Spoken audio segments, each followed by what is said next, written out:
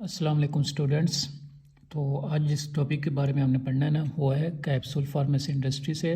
I think ये ना 8th chapter बन जाता है। ठीक है, इसमें कोई इतनी ज़्यादा वजाहत करने वाली नहीं है। मतलब कि आपके जो मतलब कि आपके सिलेबस क्लास अगर देखा जाए तो उसमें सिर्फ बेसिक बेसिक चीज़ें इसके बारे में हमने डिस्कस करनी है।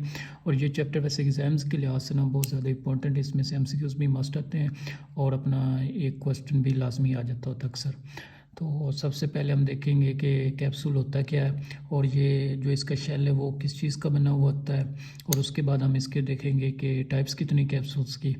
और सबसे पहले तो उसके बाद हम सबसे पहले अब बात करेंगे कि कैप्सूल होता क्या है। तो बच्चों, अगर क्वेश्चन आ जाए ना कि व्हाट आर द कैप्सूल्स, तो आपको ये पता होना चाहिए कि capsules are the unit solid dosage form. यानी कि यूनिट डोजेज फॉर्म वो फॉर्म होती है दवाई की जिसको आप एक ही बार इस्तेमाल करते हैं। इस तरह नहीं है कि आधा कैप्सूल आप खा लें और आधा सेव कर लें। हमेशा इसको सिंगल डोज की फॉर्म पर ही इस्तेमाल किया जाता है। बच्चों, कैप्सूल में ड्रग जो भरी हुई होती है ना वो जेलेटिन नामी एक शेल है उसमें भरी होती है। ठीक है, ये जो बाहर की कवरिंग है ना ये शेल है। मतलब कि जो कैप्सूल्स की जो बाहर की कवरिंग होती है ना इसको हम बोलते हैं, ये देखें मैं आपको दिखाता हूँ कि जो ये अब कवरिंग है ना बाहर से आपको नज़र आ रही है ये क्या है, इसको हम क्या कहते हैं, ये शेल है। और ये बिल्कुल मेडिकेशन नहीं होती। ठीक है, ये इसको हम क्या कहते हैं, ये शेल है, ये मेडिकेशन नहीं होती। ये शेल किस चीज़ के बने होते हैं, ये बने होते हैं एक जेलेटिन नामी केमिकल के। ये बहुत ही इंपॉर्टेंट एमसीक्यूज़ है, आपने इसको मस्ट याद रखना है कि कैप्सूल्स के जो शेल हैं वो किस चीज़ के बने होते हैं, वो जेलेटिन के बने हुए होते हैं। तो आप दुनिया में जहाँ भी चले जाएं बच्चों, दुनिया में मतलब कि जहाँ भी चले जाएं और कैप्सूल ख़रीदेंगे ना तो उनके जो शेल हैं वो जेलेटिन के ही बने हुए मिलेंगे। तो अब सवाल ये बन आ सकता है आपको कि पूछ सकते हैं, वैभव में पूछा जा सकता है कि व्हाट इज़ जेलेटिन। भी जेलेटिन क्या है? तो बच्चों, हमारी बॉडी में एक प्रोटीन है जिसे हम क्या कहते हैं, डेट इज़ कॉल्ड कोलेजन। ठीक हो गया। यहाँ पर जैसे आपको ना ये इधर नोट्स में तो अगर देखा जाए तो gelatin is obtained by the hydrolysis of the collagen. तो इसका आपको ना एक बेसिक कंसेप्ट पता होना चाहिए कि जेलेटिन जो अपने शैल है वो तो जेलेटिन के बने हुए हैं, लेकिन जेलेटिन है क्या, तो ये आपको ना बेसिक आपका कंसेप्ट क्लियर होना चाहिए इसके बारे में। तो बच्चों, हमारी बॉडी में ना एक प्रोटीन है जिसको हम क्या कहते हैं, कोलेजन। ठीक हो गया, कोलेजन। ये आपने ना अक्सर अपने बायोकेमिस्ट्री वगैरह में ना पढ़ी हुई होगी। तो ये एक बेसिक प्रोटीन है जो हमारे कनेक्टिव टिश्यूज़ और बोन्स को प्रोटेक्ट करती है। ठीक हो गया, हमारी जो कनेक्टिव टिश्यूज़ हैं हमारी बॉडी की और बोन्स है ना उनको ये प्रोटेक्ट करती है, उनकी क्या करती है, हिफाजत करती है।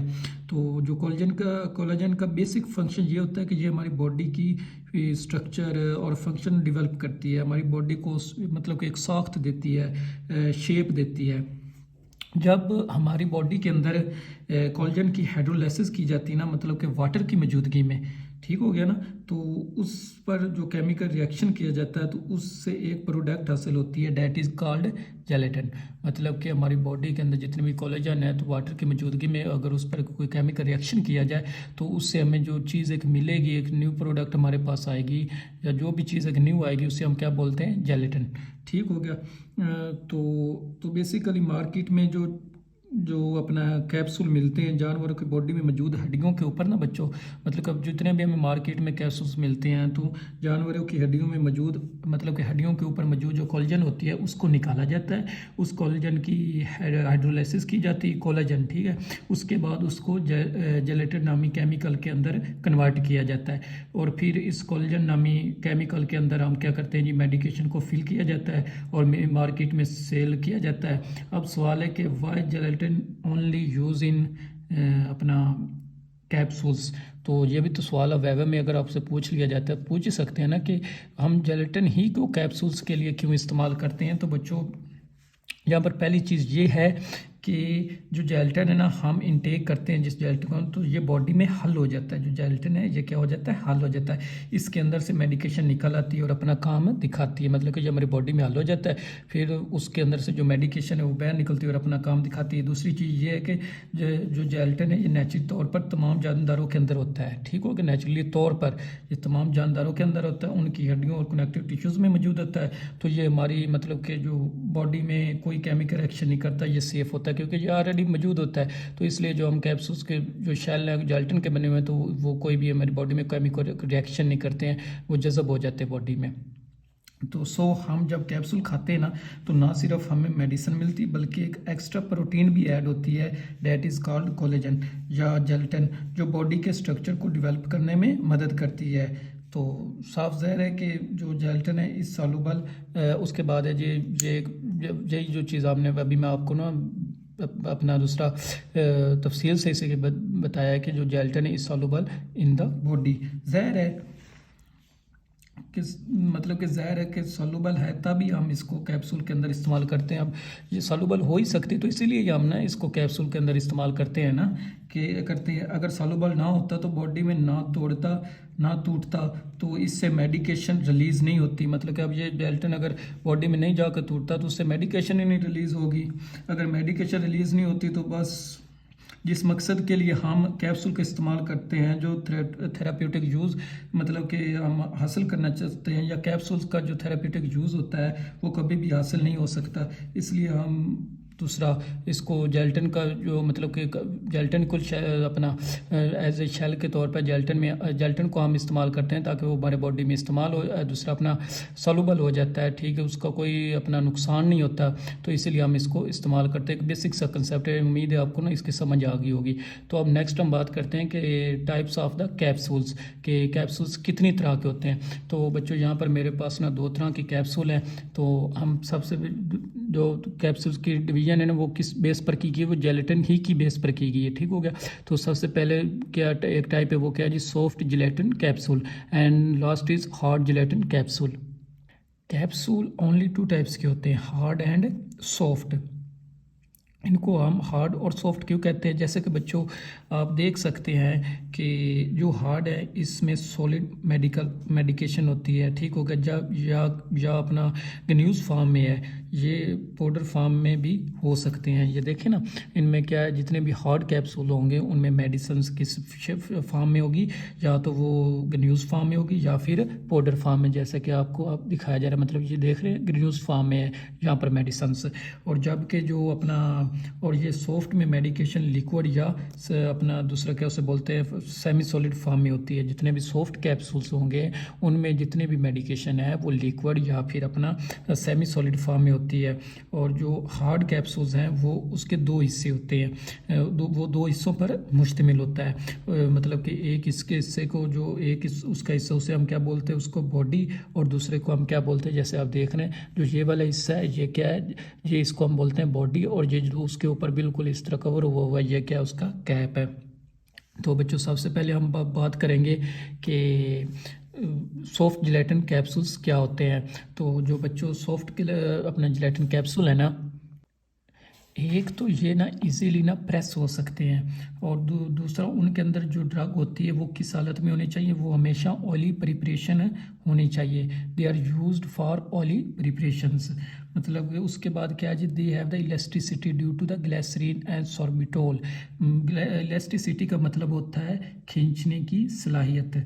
इसके कवर के साथ ना जेलेटिन को सॉफ्ट करने के लिए ग्लिसरीन या सॉर्बिटोल नामी केमिकल ऐड किया जाता है। ये देखें ना, ये अब इजीली इसके अंदर इलास्टिसिटी है, ये इस तरह चिपक सकता है जितने भी सॉफ्ट जेलेटिन कैप्सूल्स हैं, ठीक हो गया। क्योंकि ये क्यों ऐसे हो रहा है, क्योंकि इनके अंदर ग्लिसरीन और सॉर्बिटोल जो अपना सॉर्बिटोल नामी केमिकल ऐड किया जाता है। इनके मतलब कि ना जितने भी जो उसका शेल है उसके साथ जब हम इसमें ग्लिसरीन या सॉर्बिटोल नामी केमिकल ऐड करते हैं तो ये या तो सॉफ्ट हो जाता है और उसको हम इसको इस्तेमाल कर सकते हैं, मतलब कि वो सॉफ्ट हो जाते हैं और फिर हम इसको क्या कर सकते हैं, इस्तेमाल कर सकते हैं। तो याद रखना है कि इलास्टिसिटी किस वजह से हुई है, वो हमेशा ग्लिसरीन और सॉर्बिटोल की वजह से हुई है। तो ये आपके एमसीक्यूज भी आ सकता है कि जितने भी सॉफ्ट जेलेटिन कैप्सूल्स हैं उनमें इलास्टिसिटी किस वजह से आती है, वो ग्लिसरीन और सॉर्बिटोल्स की ही वजह से आती है। उसके बाद क्या है जी, इसकी एग्जांपल्स में हम जैसे ये हमारे पास अभी मौजूद है एवियन, मतलब कि विटामिन ई कैप्सूल्स, ठीक हो गया। ये इसके आपने ना एग्जांपल्स में याद रख लेना है। और इनकी शेप मतलब कि किस किस तरह की हो सकती हैं, ये या तो फिर अपना हो सकते हैं जहाँ पर लिखा हुआ नहीं लेकिन मैं अभी लिख देता हूँ, या तो ये अपना ओवल फॉर्म में हो सकते हैं। उसके बाद क्या मतलब कि जो अंडे की एक शक्ल सी होती है, उसके बाद या फिर क्या हो सकते हैं राउंड फॉर्म में भी हो सकते हैं जितने भी ये कैप्सूल्स हैं सॉफ्ट जिलेटिन कैप्सूल्स, या फिर अपना उसे क्या बोलते हैं ट्यूब फॉर्म में हो सकते हैं, जैसा कि ये हमारे पास अब जैसे कि हमारे पास ये है। तो ठीक है, इन 3 शेप्स के अंदर मतलब कि जो सॉफ्ट जिलेटिन कैप्सूल्स हैं ये हमारे पास हो सकते हैं। तो जो दूसरी के फॉर्म के बारे में टाइप के बारे में हम पढ़ेंगे कि अपना कैप्सूल्स की दूसरी कौन सी टाइप्स है, तो वो बच्चों है हार्ड जिलेटिन कैप्सूल्स।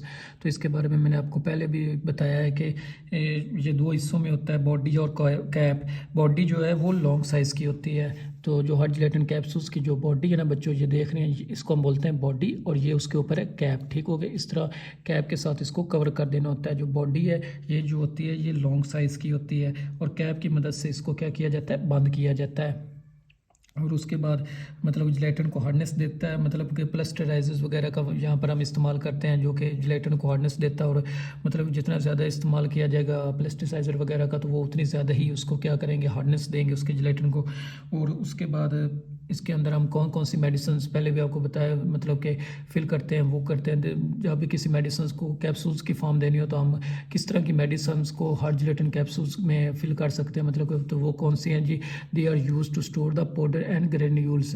ठीक होगा, जितनी मेडिसिन ग्रेन्यूल्स या पाउडर फॉर्म है तो उनको अगर कैप्सूल की शक्ल हमने देनी है ना, तो उसके लिए हम क्या कौन सा कैप्सूल्स इस्तेमाल करेंगे, मतलब कि कौन सी टाइप किस तरह के जिलेटिन वाला कैप्सूल, तो वो हार्ड जिलेटिन कैप्सूल हम इस्तेमाल करेंगे। They consist on the body and cap, मतलब कि जो 2 हिस्सों पर होता है, क्या क्या, एक को बॉडी बोलते हैं, दूसरे को हम क्या बोलते हैं, कैप्सूल बोलते हैं। उसके बाद क्या जी, इलास्टिसिटी इज़ नॉट प्रेजेंट। उसके अंदर सॉफ्ट जिलेटिन में इलास्टिसिटी प्रेजेंट थी, और यहाँ पर क्या है जी, इलास्टिसिटी प्रेजेंट नहीं है। इस बात की आपको समझ आ गई होगी कि इसके अंदर क्या है जी, इलास्टिसिटी प्रेजेंट नहीं है, क्योंकि इसके अंदर किसी भी ग्लिसरीन या सॉर्बिटोल वगैरह का इस्तेमाल नहीं किया गया। तो इसीलिए इसके अंदर इलास्टिसिटी नहीं है, वहाँ पर इलास्टिसिटी प्रेजेंट थी। ड्यू टू उसकी क्या रीज़न थी, वो इसीलिए कि ग्लिसरीन और सॉर्बिटोल की वजह से। उसके बाद इसके एग्जांपल में हमने कैफ्लेक्स लिख लेना है, या फिर अपना राइजिक हो गया। ठीक हो गया, ये भी कैप्सूल्स किस कौन सा होता है, हार्ड जिलेटिन कैप्सूल, जैसे कि ये मेरे पास अभी मौजूद है, ये हमारे पास राइजिक ही है। उसके बाद हम देख लेंगे कि साइजेस ऑफ द कैप्सूल्स के टोटल कितने साइज़ होते हैं। तो बच्चों कैप्सूल्स के ना टोटल 8 साइज़ होते हैं। ये आपने MCQs के लिए इंपॉर्टेंट है, ठीक है ना, इसको बात को माइंड में रख लेना है कि total sizes of the capsules, तो टोटल कितने 8 है। तो सबसे जो ग्रेटेस्ट डोज होती है जिसमें अंदर, या ग्रेटेस्ट साइज़ जो कैप्सूल्स का होता है वो इस तरह नंबरिंग से दिया होता है। तो 000 वाला जो है वो ग्रेटेस्ट साइज़ होगा, जो उसमें ग्रेटेस्ट डोज होगी। और जो सब स्मॉलेस्ट डोज होगी जिसके अंदर या कैप्सूल्स का स्मॉलेस्ट साइज़ कौन सा होगा, वो 5 नंबर वाला होगा। MCQs अब आपको आ सकता है यहाँ पर, मतलब कि कोई भी क्वेश्चन पूछ सकते हैं, वो ये भी पूछ सकते हैं which of the following size of the capsule has maximum dose, कि किसके अंदर मैक्सिमम डोज होती है। नीचे 3-4 वो ऑप्शन दे देंगे कि 000, 00, 1, 5। तो आपने किसको मार्क करना है, आपने 000 को मार्क करना है, क्योंकि हाईएस्ट डोज कैप्सूल्स की किसके अंदर होती है, वो 000 में होती है। ठीक हो गया। और अब हम देखेंगे कि फार्मूलेशन ऑफ द कैप्सूल्स के कैप्सूल्स को, मतलब कि स्टेप्स क्या क्या इन्वॉल्व होते हैं। तो 10 स्टेप्स आते हैं। सबसे पहले तो हमने क्या करनी, प्रिपरेशन ऑफ द फार्मूलेशन। हमने अपनी फार्मूलेशन बनानी, मतलब कि अपनी जो मेडिसन्स है तो वो बनानी है। सबसे पहले ड्रग इंग्रेडिएंट्स सब इकट्ठे करने हैं, उनको बनाना है, उनकी प्रिपरेशन करनी है। फिर हमने क्या करना है कि अगर अब 3 mg का हमने कैप्सूल करना है तो then the select the capsule size, मतलब कि उसके अकॉर्डिंग हमने उस कैप्सूल्स का साइज़ सिलेक्ट करना है। जितनी आपके पास मेडिसन है ना, उसके मतलब के अकॉर्डिंग आपने क्या काम करना है कि उसका जो साइज़ होगा वो आपने सिलेक्ट करना है। देन आपने क्या करना है बच्चों के, fill the capsule shell with the drug. जो आपकी ड्रग है उसको कैप्सूल्स के अंदर ना, जो कैप्सूल का शेल है उसके अंदर आपने क्या काम करना है कि उसको फिल कर देना। देन आपने क्या करना है, seal the body and cap together, मतलब कि बॉडी जो है उसको सील कर देना, कैप टुगेदर, उसके ऊपर कैप वगैरह लगा देनी है। और देन आपने क्या करना है जी, क्लीन द फील्ड कैप्सूल्स, जो फील्ड कैप्सूल है उसको क्लीन वगैरह कर देना। तो बच्चों आज का आपका ये एक छोटा सा टॉपिक है, लेकिन इंपॉर्टेंट बहुत है ये, इसको करना ज़रूर है आपने, क्योंकि इसमें से MCQs भी आ जाते हैं अक्सर, और अपना सवाल भी लाजमी आ जाता है। तो इंशाल्लाह नेक्स्ट हम अपना ऑइंटमेंट्स वगैरह के बारे में पढ़ेंगे। तो अगर वीडियो अच्छी लगी हो तो ज़रूर अपने दोस्तों से, फ्रेंड्स से, ठीक है ना, अपने क्लास फेलोज़ से लाजमी शेयर कीजिएगा।